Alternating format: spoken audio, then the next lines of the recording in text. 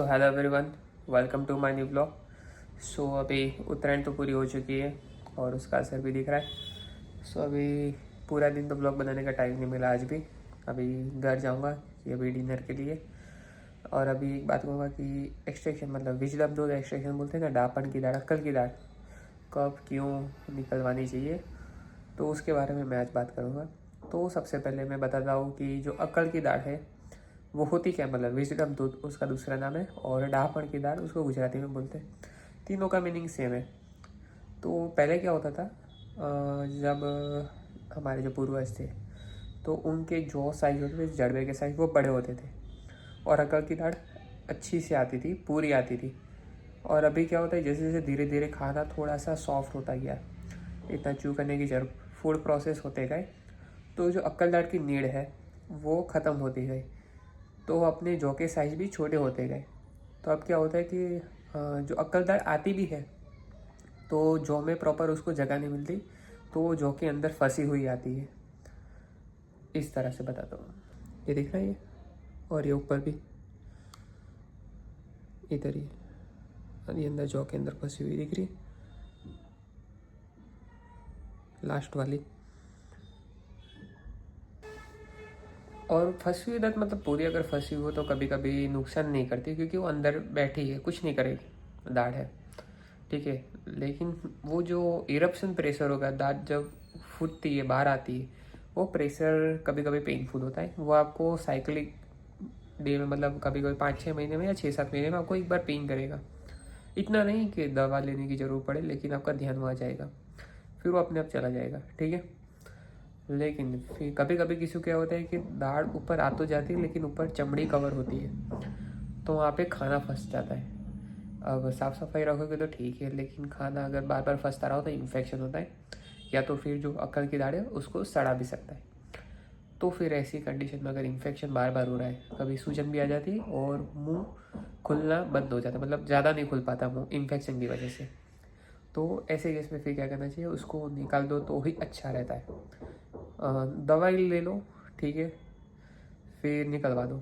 दवाई से थोड़ा सिम्टम शांत हो गया, या तो फिर आपको अर्जेंट है तो निकलवा दो। वो आपका डेंटिस्ट डिसाइड करेगा कि कब निकलवाना है, ठीक। लेकिन ऐसी दाढ़ को निकलवाना ही बेटर है। और फिर कभी कभी क्या होता है, ऊपर की जो दाढ़ है वो पूरी तो आ जाती है सबकी, जो लास्ट दाढ़ होती है, लेकिन थोड़ा गाल के साइड आती है। तो दांत के जो कस्प होते हैं, मतलब दांत की जो मार्जिन होती है वो कभी कभी धार वाली होती है, तो उससे क्या होता है, गाल छिल जाते हैं। कभी कभी होता है तो ठीक है, लेकिन बार बार भी गाल छिलना अच्छी बात नहीं है। अगर ऐसा भी बार बार हो रहा है तो भी ऊपर की जो अक्कल की दाढ़ है उसको निकलवा देना चाहिए। ऊपर की अक्कल की दाढ़ अगर ज़्यादातर अंदर फंसी हुई है तो नुकसान नहीं करती। वो कब करती है, वो अगर टेढ़ी आती है और धीरे धीरे आके उसके बाजू वाले दांत में अड़ जाती है, छू जाती है, तो उसके प्रेशर से आपको पेन हो सकता है।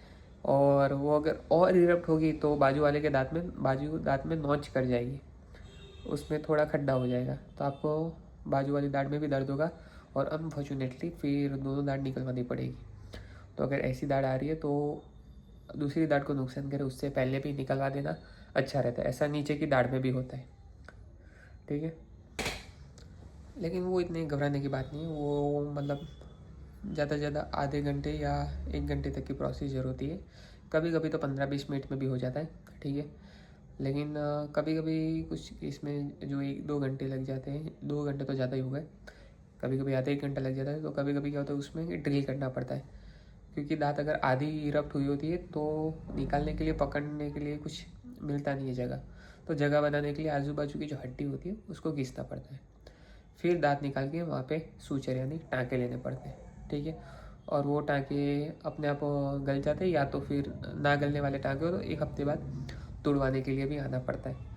और अगर जब ऐसी दाढ़ निकलवाओ तो क्या होता है कि 1 दिन बाद आपको थोड़ी सी सूजन आएगी, फिर वो अपने आप 2-3 दिन में मिट भी जाएगी, अगर दवाई सही से लोगे तो।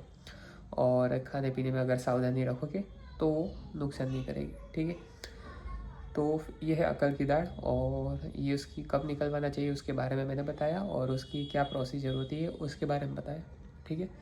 तो आप भी ऐसे डिसाइड कर सकते हो, पर आप डिसाइड करो उससे बेटर है कि एक्सरे निकलवा के आपके डेंटिस्ट से पूछो ये निकलवाने जैसा है या नहीं, तो वो आपको अच्छे से गाइड भी करेंगे इस बारे में।